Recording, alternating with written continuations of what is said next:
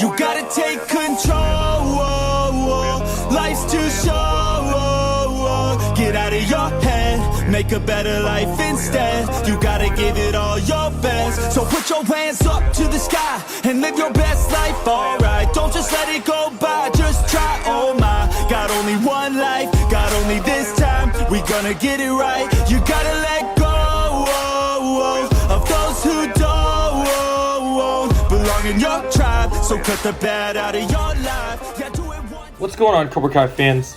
We got a lot of exciting news to talk about today. So as you guys know, we're now 3 days / 4 days away from when Cobra Kai Season 6 drops on Netflix, Part 1. Well, because of that, Entertainment Weekly has interviewed the big three, and we have a little preview of what to expect from a couple teases from what's coming in the first couple episodes that the writers are ready to tease.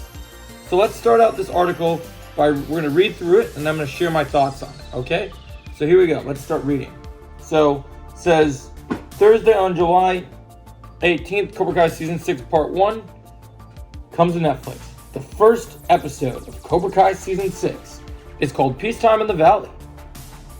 And honestly, the students and senseis of Miyagi-Do and Eagle Fang Karate have earned a little peace after defeating billionaire madman Terry Silver, Thomas Ian Griff, and his ruthless Cobra Kai dojo, and earning a spot for the dojos in the prestigious Sekai Taikai tournament.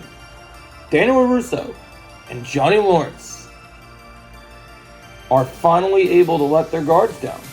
It's the first time since the first episode of the series that there is no Cobra Kai in the Valley, says John Hurwitz, who created Cobra Kai, with Josh Shield and Hayden Schlossberg. It's a new and interesting place to start seeing all the characters that we care about dealing with the aftermath of victory. We try to let the characters enjoy that for as long as they can before conflict rears its ugly head. Which of course it does. The Big Three recently sat down with Entertainment Weekly to tease what's ahead in Part 1 of their 3-part final season. Hot topics include, but are not limited to, will Johnny and Daniel be able to get their students into fighting shape for the Sekai Taikai without killing each other? Can former rivals Sam, Mary Mauser, and Tori Peyton List find a path to friendship now that they're both on the same team? And now that he's escaped from prison, what sinister scheme does John Kreese have in store for Miyagi-Do? Let's begin. Entertainment Weekly. Daniel and Johnny are going to be training their students together for the Sekai Taikai tournament. Can you give us a preview of their working relationship this season? John Hurwitz.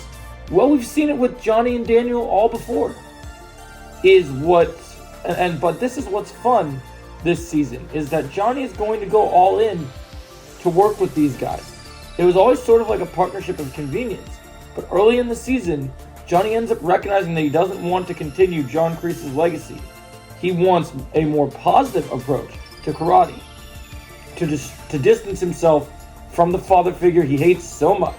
He decided to lean into Miyagi-Do and working with Daniel and Chosen, who have made him a better sensei and have helped the students. Daniel welcomes this and is excited about this, that they're all going to be on the same page for once, while allowing Johnny to bring some of his techniques and flourish his teachings in there. It's the two of them bringing what they bring to the table, but learning from each other to the intention there. But is Johnny capable of being Miyagi-Do, or will he revert back to his natural instincts, which are either good or bad, depending on your perspective? And how will Daniel handle that early on? You'll see there's a change on the Miyagi-Do patch. There's a little eagle there. So he's supposedly accepting part of Johnny's philosophy within Miyagi-Do. Is Daniel going to be willing to make adjustments to his vision of Miyagi-Do? As well, there's conflict between the two of them.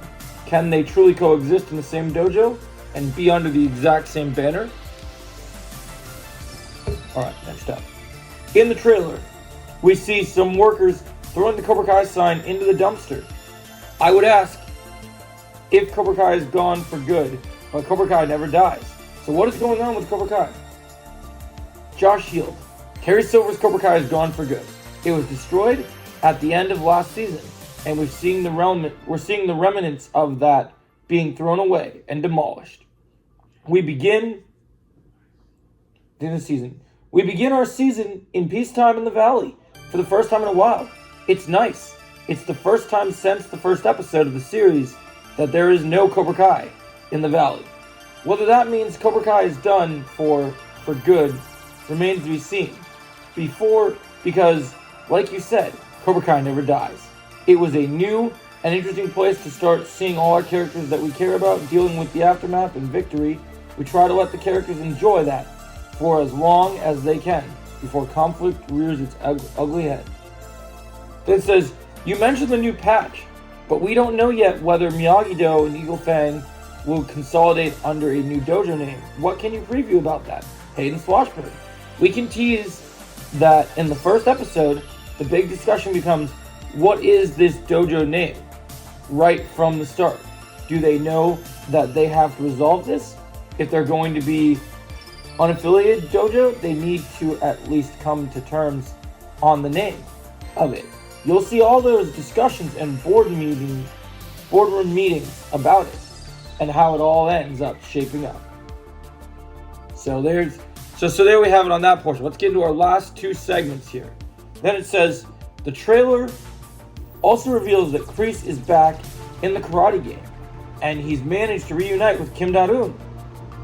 And that can't be a good thing for Team Miyagi-Do or Eagle Fang. Hurwitz. Well, the last time Kreese saw Johnny and Daniel, they left him to rot in prison and said some not kind things. On their way out. So this is not a John Kreese who's happy with Johnny and Daniel, and he is hell-bent on destroying and humiliating them. Him returning to Master Kim's dojo, where he learned he's going to be put to the test to see how much he truly embraces no mercy and how much he is ready to embrace the teachings that Master Kim gave him all those years ago. Says, Kreese has always been pretty hardcore, but he's always had a little bit of soft spot for Johnny. This time around, the soft spot is gone, so Kreese is potentially more dangerous than ever. Parting with Kim Da-eun, who has been eager to please her grandfather and continue his traditions. She and Kreese have a long history. It'll be great to see them working together, great for us viewers, but not necessarily great for Johnny and Daniel. So, now that we've broken down a majority of the articles, I'll be talking about individual sections after we finish reading all the articles. So let's get into the next part. Let's move on to the kids. For one thing, fans are wondering if Sam and Tori might be able to come to an understanding this season. What can you tell us about that? Sam and Tori is one of the most interesting relationships on the show. It has such a change to it. It was born out of conflict and antagonism with these two facing each other in multiple fights over multiple seasons. But in the timeline of the show, that's a fairly considered period of time. Everything's still very raw, and they're still coming off this newfound alliance in terms of them being on the same side for the moment. We want to begin that story anew in season 6 in an honest way where you're trying to find your footing with a former rival. We've seen that with Johnny Daniel before. We've seen that with Miguel and Robbie before. This is a new path for Sam and Tori. Will this peace last? Can they find enough common ground? And what will their friendship, or at least alliance, look like? With all positive or negative effects of each of their fighting styles? We dig into all of that in the opening episodes. Then we get Sloshberg. Part of the reason that we have 15 episodes this season is because we wanted to tie up all the characters' storylines. We knew we had a lot of characters whoever your favorite character is, we have a story intended for them, and they all have their spotlight moments. Healed. Miguel and Robbie. They're both looking to the future. Each of them has a different idea of what comes next and a different idea of what they need to do to achieve their dreams. And Thrive lies the beginning of a potential conflict. And you have characters like Hawk and Dimitri, who have had a great friendship and terminus period where they're entering their last year of high school, and the long-standing hopes and dreams are suddenly on the line. Will there be pure happiness, or will it end up a little bit messy? That's something we go into as well. What can you tell us about the mysterious box that Daniel finds in Mr. Miyagi's house? We're really excited about that. Mr. Miyagi is probably the most beloved character in the Miyagi-verse. In general, what he brought to the original Karate Kid films was so special, and his relationship with Daniel. There's no Cobra Kai without that special relationship between Miyagi and Daniel. Throughout the series, we've always tried to examine Daniel's relationship with Miyagi, and it's continued to have an impact on him to this day. As for at the final season, Daniel is also figuring out his own relationship with karate moving forward. Now that karate is gone in the valley, and we wanted to put his belief system to the test, all of us have parents and mentors in your lives that when you're young you view them as gods in the sense of infallible, and they're perfect in every single way. We thought it would be interesting to truly humanize Mr. Miyagi. There's a lot of his life that we don't know. Well, he was this great man that Daniel knew and that we have fallen in love with. Did he make mistakes in his life? Or are there things in his life that he regrets to bury a box under the floorboards of his house? Maybe there are things that he wasn't sharing with the rest of the world. This season, Daniel gets a glimpse into this box, and what is in there will cause him to question the man that he knew, and it sends him on a journey throughout the season, re-examining their relationship with Mr. Miyagi, the man that he was. It says Cobra Kai Season 6 premieres Thursday, July 18th on Netflix.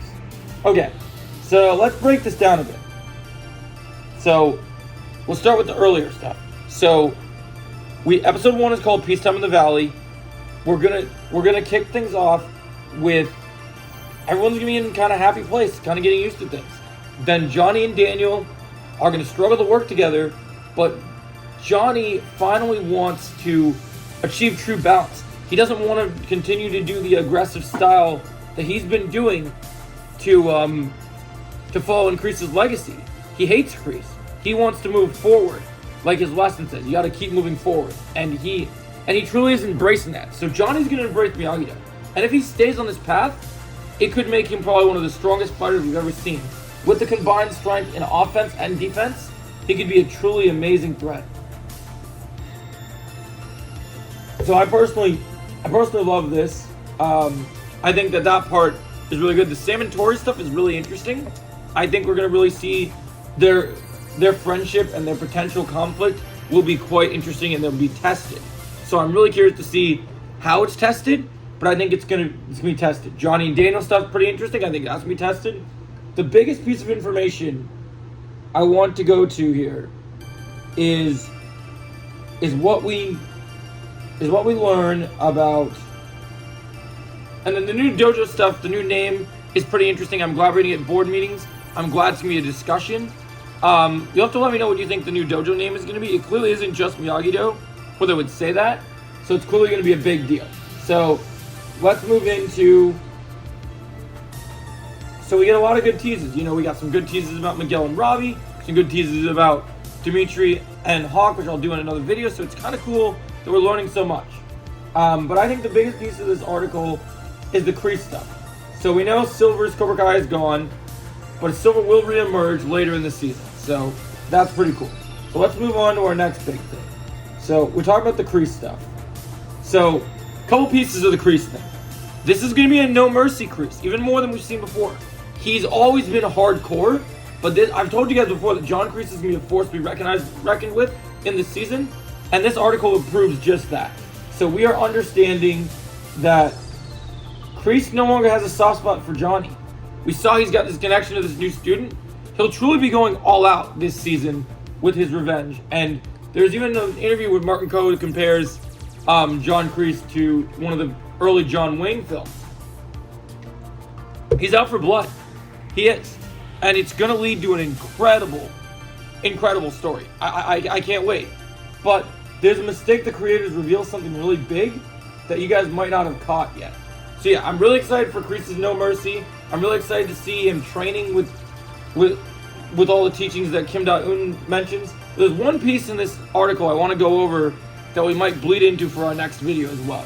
So this is a very good article. I love all the information we get here. Lots of material for good content to make. So then let's get into, where's the last part of the article? I want to go over to one section for you guys. So it's not going to be great for the viewers. It'll be great for viewers for exciting entertainment for what Kreese is doing, but it's not going to be good for Johnny and Daniel. So Kreese is coming out with a vengeance, and he's ready to get revenge on Johnny and Daniel, and I think they need to watch their backs. Enjoy their peacetime while it comes, because the real Cobra is coming around, and it's going to be awesome. Like Kreese says, I am Cobra Kai, and he is coming back for vengeance. Alright, so now we head into our next segment here. The one thing I want to talk about before we wrap up this video is this segment, because I think John might have made a mistake in this article, and I might use this for another video. So here we go. So he says in the article, so John Kreese is potentially more dangerous than ever, partnering with Kim Da-eun, which gets me very excited, who is eager to please her grandfather and continue his traditions. She and Kreese have a long history. It'll be great to see them working together. But not great for viewers, but not necessarily great for Johnny and Daniel. So let's get back to this part here. This time around, Kreese's soft spot is gone, so he no longer has that sympathy for Johnny. He no longer has any weaknesses. So that's going to make him an incredible threat and an incredible problem for our heroes. Now, let's go back to where we left off here. Alright, so Kim Da-eun, who has been eager to please her grandfather and continue his traditions, the way of the fist. Now let's talk about this. You don't continue to please someone that is alive. I think John Horowitz might have just revealed that Kim Soo-young is alive. And this could change the game for the season. So I'm very excited about this. This is going to be the big reveal. I'm very excited. I can't believe they dropped this. I love everything about this article. So what's your favorite part of this, guys? Do you like the Johnny and Daniel stuff? Do you like the stuff about Kreese? Or do you like the stuff about Sam and Tori and the kids? I'm really excited about the Kreese stuff. Can't wait for Korea. Let me know your thoughts. If you enjoyed my Cobra Kai video, make sure you hit the like, share, and subscribe. And as always, I'll catch you in the next video.